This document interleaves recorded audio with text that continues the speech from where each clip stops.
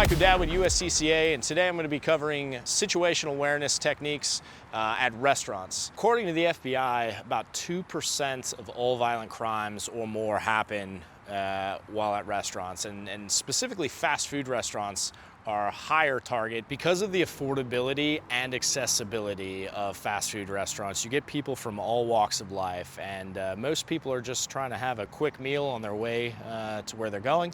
But it does attract criminals and criminal activity, and you have to worry because you have people like the workers and the families who have their threat down, their threat level is down. It allows criminals to come in and take advantage of the situation. So the three things I look for when I first walk into a restaurant, specifically a fast food restaurant like this, three vulnerable places inside restaurants are usually outside in the parking lot, which we're not covering. We've covered that before in a previous video. But the dining room and the cashier station, right? The cashier station in the line, or if there's no cashier station, just like the hostess desk at a restaurant, these are the places where most of the altercations are going to occur. So I keep my vigilance. To make sure I see the entire picture here, I always do a lap. Everywhere I go, I do a quick lap. So how do I make a lap look natural in a setting like this? Well, I always go to the restroom first. The first thing I do is I go to the bathroom. Most establishments, wash my hands, use the restroom.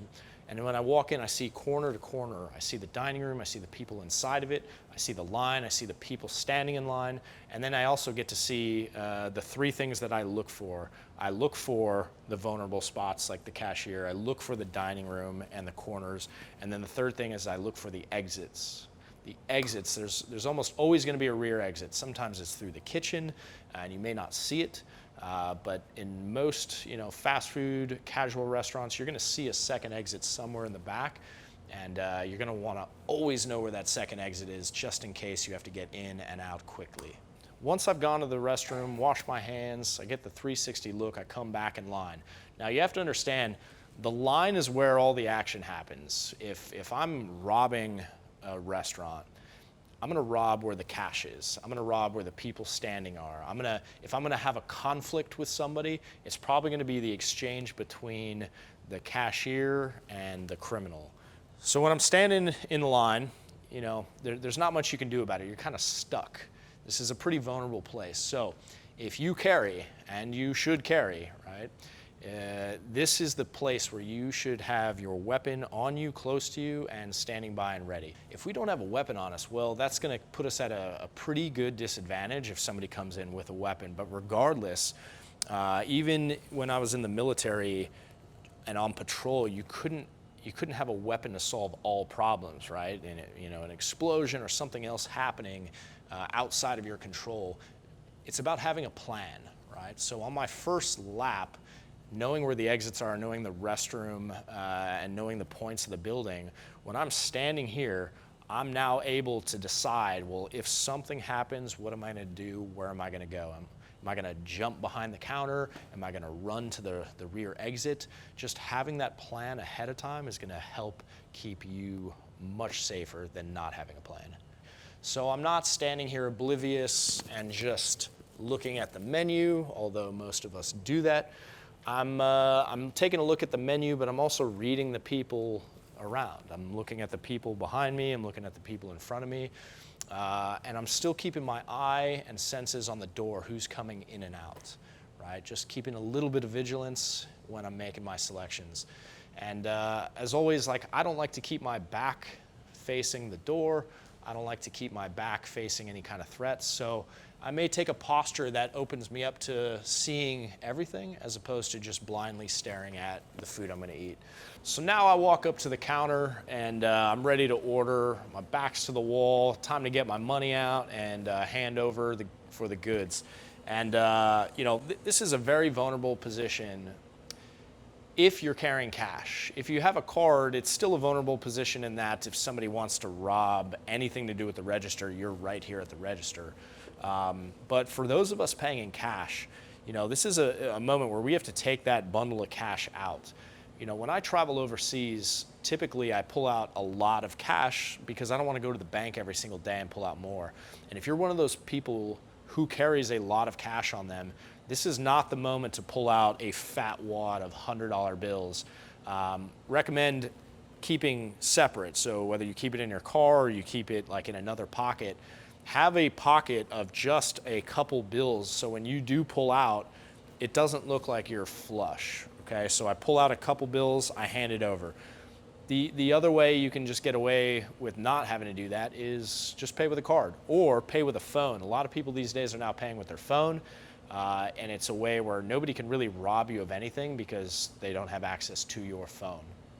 However, if you're going to pay in cash, make sure you keep the cash in a separate pocket that you're not pulling out every time, or you keep it somewhere else, maybe in your car or maybe just at home, and take only the cash that you need. Now, if you are robbed, if there is a robbery while you're standing here, that's a big difference. That's a totally different situation. Remember, there is nothing on your body, nothing in your pockets, nothing even in your car that is more valuable than your life or your family's life. So if somebody comes up and they put a gun to your head and they say, hey, give me your money, just give them the money, right? There's no reason to fight for this. Somebody puts a gun to your head, there's no gun takeaways, there's no draw and shoot. Only if your life is in threat would you ever consider any kind of like fighting back. If somebody just wants to take your money or just take the money out of the register, give them the money and walk away. Now, of course, if you have to fight, that's a different story as well. If you have to fight, you have to fight. What I want to do is, if I give my money to a person or I decide that they're going to go into the register, I need to back away from the scene. Okay, so somebody comes up and they put their gun to my head and they say, give me your wallet. I give them my wallet and I try to back away. So I give them the wallet and I try to remove myself from the situation. The longer I stand here, the longer they stand there, the higher the probability that I'm now involved in the conflict. Okay, of course you follow the instructions of the criminal, but I want to back away and remove myself from the situation, if possible, get to the exits. If I felt that there was a time where I could draw, if I felt there was a time to fight back, I could potentially start thinking about that moment. But once again, is it worth the $20 that that person just stole? Is it worth the lives of the people around me for just the money in the cash register? The cash can be replaced, the register can be replaced, but people's lives can't. So that's something you really have to consider and know what you're doing.